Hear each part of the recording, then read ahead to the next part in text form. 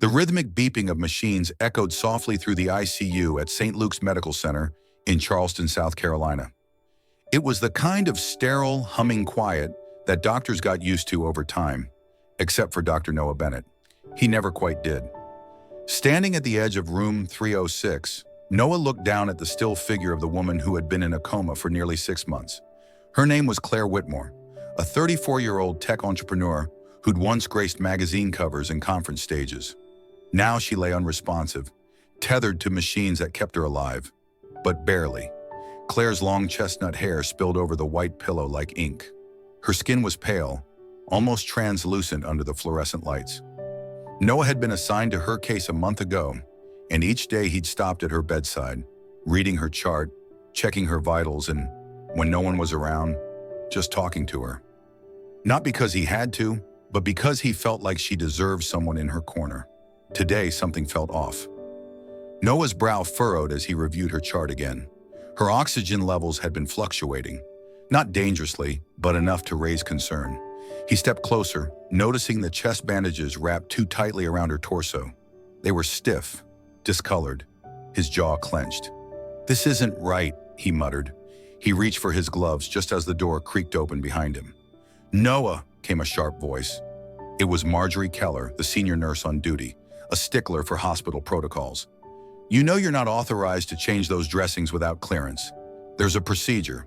"She's been like this for months, Marjorie," Noah said, keeping his voice even but firm. "Those bandages are too tight. They're restricting her breathing." "Protocol exists for a reason," she snapped. "This is Claire Whitmore we're talking about. She has legal representation, a family estate. If anything goes wrong..." "Her family hasn't visited her in weeks," Noah cut in, the edge in his voice sharper now. "You know that. I'm her doctor. And if I sit here and do nothing while she suffocates under outdated gauze, then I don't deserve the title." Without waiting for her response, he reached for the sterile scissors and began snipping carefully at the bandages. Marjorie hovered behind him, arms folded, fuming, but silent. Layer by layer, the stiff wrapping gave way. Underneath, angry red welts marked Claire's skin where the pressure had cut too deep. Noah paused, breath catching in his throat. "She's been suffering in silence," he said quietly. With gentle, practiced hands, he replaced the dressings, ensuring they were snug enough to protect but loose enough to let her breathe freely.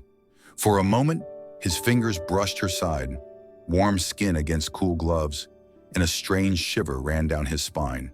Not from attraction, from instinct. He stepped back, wiping his hands on the hem of his coat. Marjorie opened her mouth to speak, but then the heart monitor beeped once, then again. A longer, stronger rhythm. Both of them froze.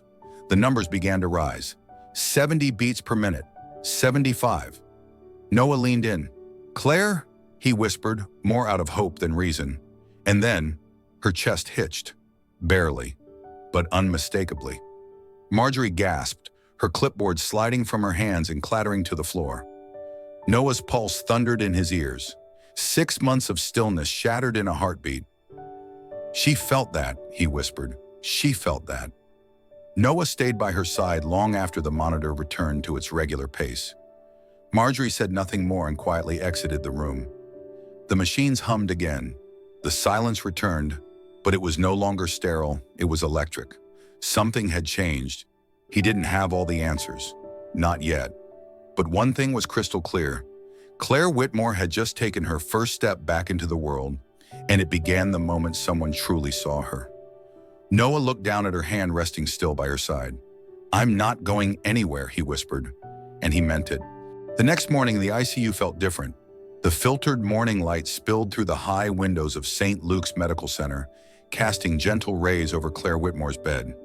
She hadn't moved again since the previous night, but something inside Dr. Noah Bennett refused to accept it as coincidence.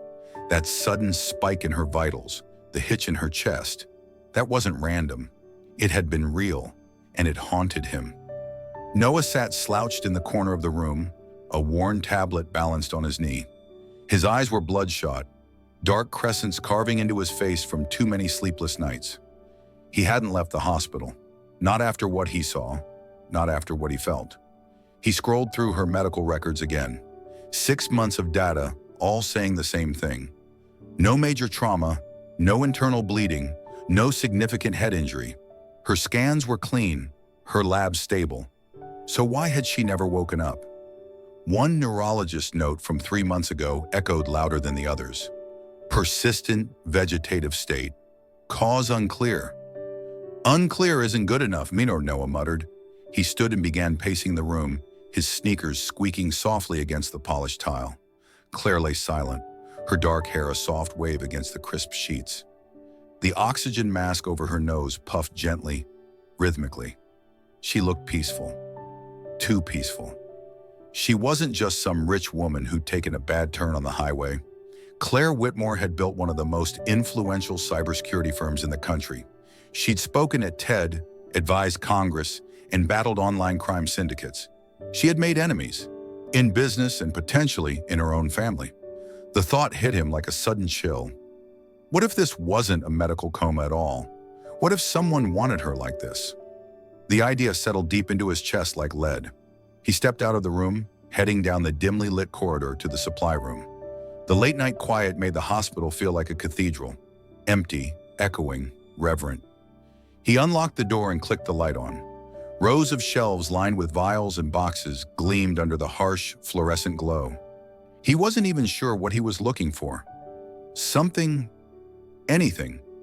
And then he saw it, tucked behind a pack of gauze, almost hidden. A small, unlabeled vial, half full with a clear liquid. Noah's breath caught.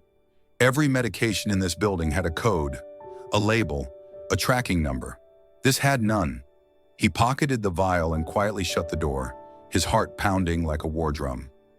Back in his office, he pulled out his phone and called the only person he could trust. Jake? It's Noah. I need you.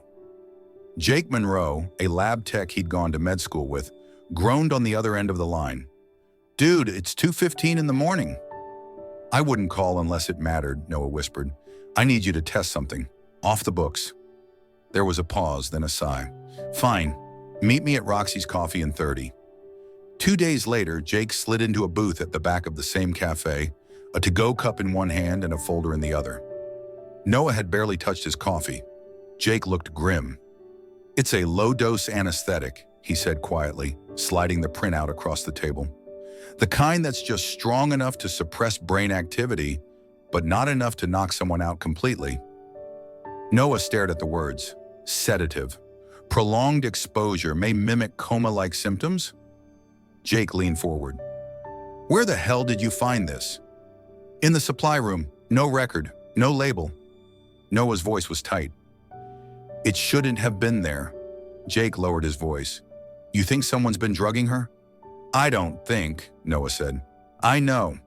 He pushed the folder back toward Jake. I need more. I need to find out who. That night, he returned to the ICU with a storm raging outside, rain hammering the windows like drum beats of fate. Claire lay in her usual silence, unaware of the chaos stirring around her. Noah sat beside her again, the unmarked vial tucked in his coat pocket like a secret too dangerous to say out loud. He leaned in, brushing a damp curl from her forehead. If you can hear me, he murmured, someone did this to you, but I'm not going to let them win. I'll find out who. I swear to you. The monitors beeped steadily beside him, calm as ever, but Noah's pulse was racing. Something was very wrong inside these sterile white walls. And now he wasn't just Claire's doctor. He was her only protector. The rain hadn't stopped. Charleston was in the grip of a spring storm that seemed as relentless as Noah Bennett's worry. From the ICU windows of St. Luke's, streaks of lightning flashed like silent alarms across the sky. The storm churned outside, but inside room 306, everything remained eerily still. Claire Whitmore hadn't stirred since that first flicker of life 2 nights ago. Noah had reviewed the monitors over and over, replayed the exact moment he'd changed her bandages, the moment her heart rate had spiked, the moment he knew something had shifted. But now she was quiet again, her body lying in that unnatural stillness. The nurses were starting to dismiss it as an anomaly, a fluke. Noah didn't buy it. He stood at her bedside just after midnight, exhaustion pressing down on him like a second coat. 16 hours on shift and still, He couldn't leave, not with questions unanswered, not while someone out there had deliberately drugged her and was still getting away with it. He pulled the stethoscope from around his neck and leaned over to listen. Pulse, 62. Oxygen level, steady. Still no eye movement. He adjusted her blanket gently, smoothing the fabric around her collarbone. Then, just as he turned to step away, lightning flashed outside, and for a split second, it lit her face. Her eyelids twitched. Noah froze. "Claire?" he whispered, his heart thudding in his chest. No movement. He leaned closer, watching intently. Another flash of lightning, and this time, her eyelashes fluttered again. A faint, almost imperceptible twitch of muscle. He grabbed his penlight and flicked it across her eyes. The pupils contracted, slowly but deliberately. His breath caught in his throat. "Claire," he said again, louder now, urgency seeping into his tone. "If you can hear me, blink once." Nothing. He tapped her knee gently. Her leg jerked, weak, delayed, but real. His voice trembled as he whispered, "Holy!" Her lips parted slightly. She was trying to breathe on her own. Noah lunged for the intercom but then stopped himself. His mind was racing. The hospital couldn't be trusted yet. Not with what he knew. Not until he figured out how deep this conspiracy ran. He turned back to Claire. Her eyes were open now, barely, glazed, unfocused, but staring straight at him. "You're awake," he whispered, hardly believing it. Her gaze locked on his, uncertain, unsteady, but undeniably aware. A sob caught in his throat. "You're back," he said, voice cracking. He flicked off the pen light and leaned closer, lowering his voice to a calming tone. "I'm Dr. Bennett. Noah. You've been unconscious for 6 months, but you're safe now. You don't have to speak. If you understand me, blink once." Her eyelids lowered and lifted, slow, deliberate. He smiled, overwhelmed. "Okay," he said gently. "1 blink for yes, 2 for no. Let's try something." She blinked once. He exhaled, almost laughing through the shock. "Are you in pain?" 2 blinks. "Are you tired?" 1. "Do you remember anything about the accident?" A pause, then 2 blinks. No memory. "It's okay," he murmured. "You don't have to rush anything." She blinked again, once, a slow, searching look in her eyes. It wasn't fear he saw. It was trust. His throat tightened. He swabbed her lips with a moistened sponge. Her eyes softened. "I've been here with you," he said quietly, "even when no one else was." She blinked again, almost faster this time, and he felt it, a rhythm forming between them.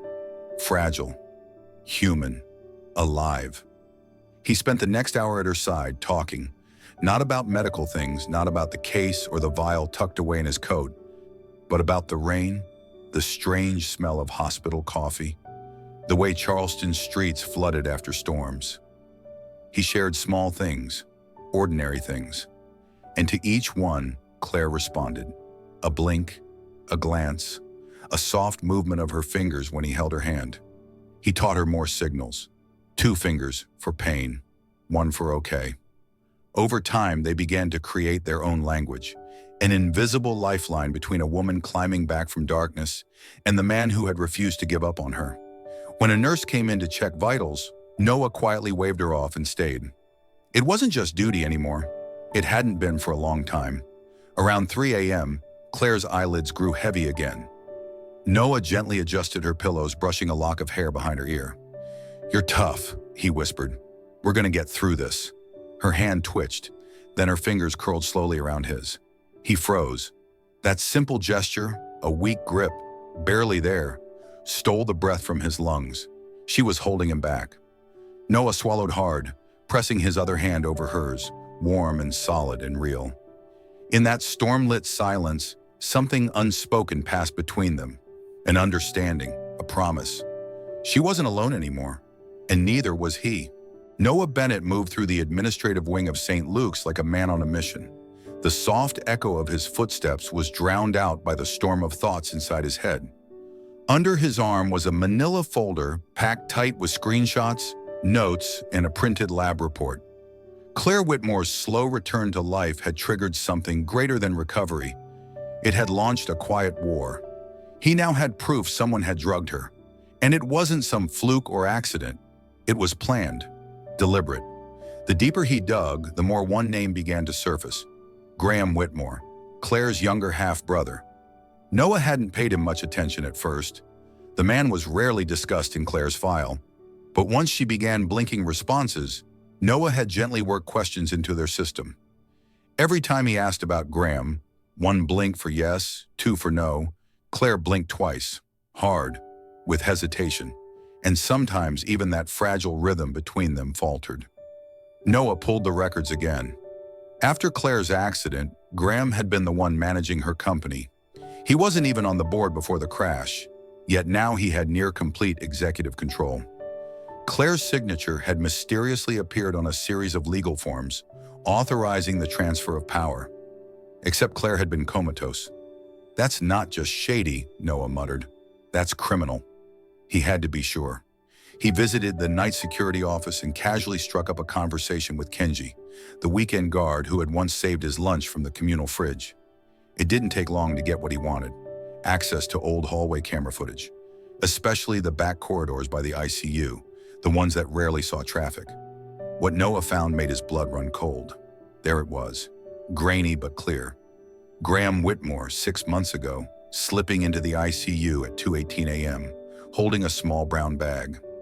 A minute later, he was seen speaking with Nurse Teresa, a quiet, nervous woman who had left St. Luke's abruptly 4 months earlier. Then a brief handshake, followed by Graham leaving empty-handed. The vial, the same clear, unmarked vial Noah had found hidden behind the gauze. He printed the stills, time-stamped them, circled Graham's face. Then he tracked down Teresa. It took 2 days, 3 favors, and a late-night drive to a modest rental house near Goose Creek. She opened the door in scrubs, surprise written across her face. Dr. Bennett? He held up a photo. I need you to tell me what happened. Her eyes widened. I don't want any trouble. I'm not here to hurt you, he said gently. But Claire deserves the truth. And if Graham did this, I need to know before he does it again. She wavered, then her shoulders slumped. I didn't know he'd keep her under that long, she whispered. He said it was temporary, to help her rest, to manage pain while he took care of business stuff. He gave me $7,500 to switch out her meds. Noah nodded, jaw tight. You still have anything? Messages? Deposits? She hesitated, then disappeared into her bedroom. Minutes later, she returned with a flash drive and a printed receipt from her bank. I kept copies, she said quietly, just in case. Noah took them with a quiet thank you. The evidence now wasn't just circumstantial, it was concrete. Graham had drugged his own sister to take over her company, and Claire had been left to rot while he smiled for shareholders. The next morning, Noah stood outside a polished glass conference room at the hospital. Inside, Graham sat with hospital executives, a smug smile on his face, dressed in an expensive navy suit. Noah walked in without knocking. Dr. Bennett, one of the executives said, startled. I'm sorry to interrupt, Noah said, voice low but steady. But this can't wait. He placed the folder on the table and opened it, letting photos, screenshots, and the printed confession spill out. Graham's face shifted, just slightly, but Noah saw it, the twitch of his jaw, the flicker in his eye. What is this? Graham scoffed. Some kind of stunt? It's proof, Noah said. You drugged your sister and used her coma to stage a takeover. I have footage, testimony, and a paper trail. You're done. The executives shifted uneasily. One picked up the confession, eyes scanning quickly. Graham stood, towering over Noah. You don't know who you're messing with. Yes, I do, Noah replied, unflinching. And you're not walking out of this clean. Graham's mask cracked for a moment, just long enough for Noah to know he had him. The truth had a pulse now, and Noah was going to follow it all the way to justice. The courthouse steps shimmered under the harsh glare of South Carolina's spring sun. Photographers lined the sidewalk, their lenses pointed toward the black sedan as it pulled to the curb. From the back seat, Claire Whitmore emerged slowly, her movements cautious but steady, one hand gripping the head of a slender cane. It had been 3 weeks since she opened her eyes in the ICU. 3 weeks since Noah helped her find her voice again, first through blinks, then whispered syllables, and finally full sentences. Now she stood at the entrance of the Charleston County Courthouse, thinner than before, her strength still returning, but her eyes burned with purpose. At her side, Dr. Noah Bennett adjusted his tie, a manila folder clutched tight under one arm, the same folder that had cracked open the truth. Financial transfers, hidden footage, a nurse's signed confession, everything they needed to expose Graham Whitmore, Claire's half-brother, and the man who had nearly stolen her life. They walked into the courtroom together. Inside, the air was thick with tension. Polished wooden benches gleamed under soft lighting, but the room felt cold. Claire took her seat beside her attorney, Rachel Kim, a seasoned litigator with a steel backbone. Noah sat just behind them, his heart hammering in his chest. Across the aisle, Graham reclined in his chair with smug detachment, flanked by a high-priced legal team. His tailored suit and carefully styled hair couldn't mask the arrogance in his eyes. When he saw Claire walk in under her own power, his lips tightened. Rachel stood and began. "Your Honor, we are here today to present clear and deliberate evidence that Mr. Graham Whitmore knowingly and maliciously sedated his sister, Ms. Claire Whitmore, in order to gain financial and corporate control over her estate and company." The prosecution wasted no time. First came the security footage. Graham in a hallway late at night, handing off the brown bag. The timestamp matched perfectly with altered medication logs. Next came the voice recording from Nurse Teresa, played over the speakers in the hushed courtroom. "I didn't think it would last this long," her voice trembled. "He paid me to swap her medication, said it was just temporary, that she'd be awake before anyone noticed." Graham's lawyer stood objecting, but the judge, a sharp-eyed woman in her 60s named Judge Marla Holloway, overruled him with a single wave. Then came Claire. Noah's breath caught as she rose slowly, steadying herself with the cane. The courtroom watched in silence as she made her way to the stand, her presence commanding despite the slight tremble in her limbs. She took the oath. "I lost 6 months of my life," she began, her voice low but unwavering. "I was aware of everything in my own way, trapped inside my body. No one heard me. No one saw me, except one man." She glanced toward Noah briefly, then continued. "My brother, my own blood, used that time to take control of everything I built. He didn't visit me out of love. He visited to ensure I stayed under. I was sedated, silenced, and signed over like a broken asset." Graham's jaw twitched. The courtroom was still. Rachel rested her case. Graham's defense argued stress, misunderstanding, miscommunication. They painted him as a panicked businessman making hasty decisions during a crisis. But the evidence was too strong, the paper trail too clear, the confession too damning. After closing arguments, the judge recessed until the next morning for the verdict. Outside, the media swarmed. Noah shielded Claire with his arm as microphones pushed forward. Her hand slipped into his, firm, assured. "We speak tomorrow," she said calmly to the reporters before being whisked into the waiting car. That night, Noah barely slept, not from fear, but anticipation. Claire had come so far. He couldn't bear the thought of justice slipping away now. The next morning came like a drum roll. The courtroom filled early. Claire entered without the cane this time, still steady, still strong. Graham sat pale, silent. When Judge Holloway returned to the bench, the room held its breath. After reviewing all evidence presented, this court finds Mr. Graham Whitmore guilty of medical fraud, attempted corporate theft, and reckless endangerment. Sentencing will be scheduled immediately. There was a gasp, then a hush. Noah looked toward Claire. She wasn't smiling. She didn't cheer, but her shoulders dropped, just slightly, like the weight of 6 stolen months had finally begun to lift. As deputies cuffed Graham, he turned and locked eyes with Claire. His calm veneer cracked at last. Rage surfaced.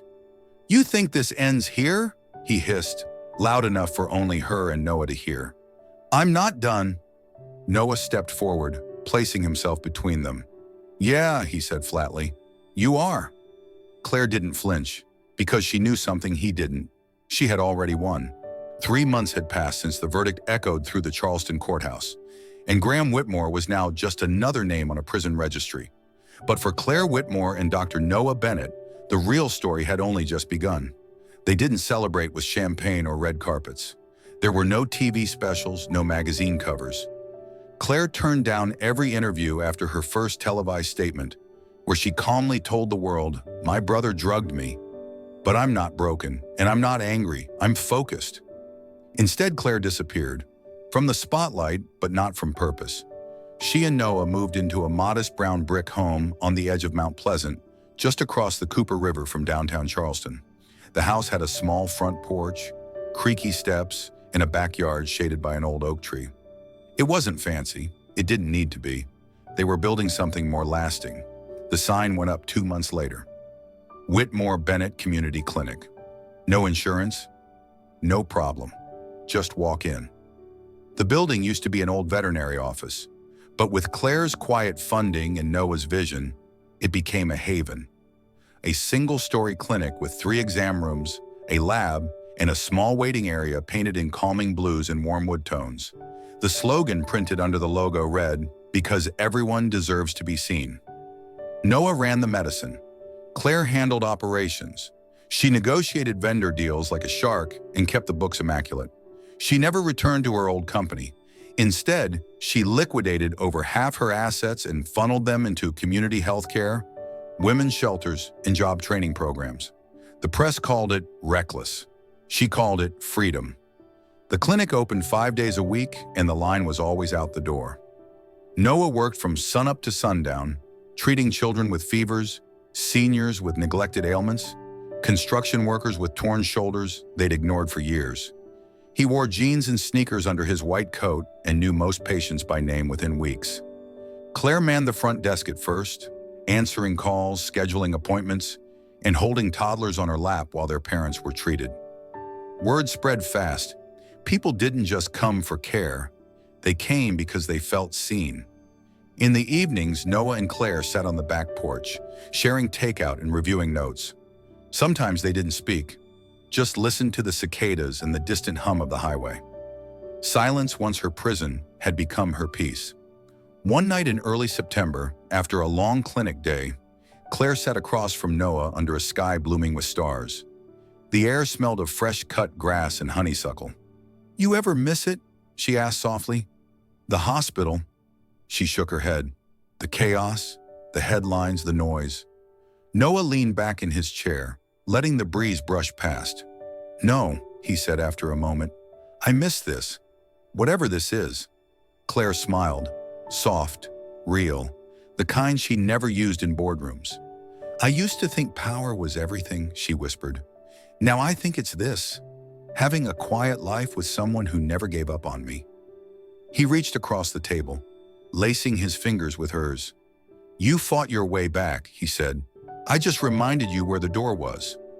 They stayed like that, hand in hand, until the porch light flickered off and the night tucked around them like a quilt. Later that fall, the clinic received a handwritten letter from a woman who couldn't afford medication for her husband's heart condition. Claire read it aloud in the break room, her voice catching as she reached the final line. "You didn't just save him, you saved me." Claire folded the letter and pressed it to her heart. It wasn't about headlines anymore. It was about healing, quietly, consistently, together. And when winter came and the first frost kissed the Carolina grass, the Whitmore Bennett Clinic's doors remained open. Because some love stories don't need grand finales, they just need purpose. The story of Dr. Noah Bennett and Claire Whitmore reminds us that healing, whether physical, emotional, or spiritual, often begins with something very simple: being seen. In a world that moves fast and judges quickly, this story pulls us back to what really matters: quiet acts of courage, compassion without condition, and the strength found in connection. Noah didn't save Claire with fame or money. He saved her because he paid attention. He listened to the silence that everyone else ignored. He trusted his instincts when the system said, "Don't get involved." And most of all, he stayed, even when things got hard, messy, or dangerous. That's something we can carry into everyday life. Whether you're caring for a loved one, helping a neighbor, or just showing up for someone who feels forgotten, your presence matters more than you think. You don't need a degree or a title to make a difference. Sometimes all it takes is noticing someone's pain and saying, "I see you, I believe you, I'm not going anywhere." Claire's transformation reminds us too that healing isn't just about surviving. It's about choosing to live again, with purpose. She could have gone back to wealth and headlines, but instead she poured herself into something real. In a quiet corner of her city, she built a place where people are treated with dignity, no matter their income or insurance. That's legacy. That's love in action. For older adults who've lived through decades of change, this story may feel like a gentle call to remember. Your quiet strength still matters. Your presence, your wisdom, your kindness, they still have power. It's never too late to fight for what's right, to start again, or to choose a love that lifts instead of demands. Because the greatest impact often comes, not from grand gestures, but from the simple choice to care deeply and to stay.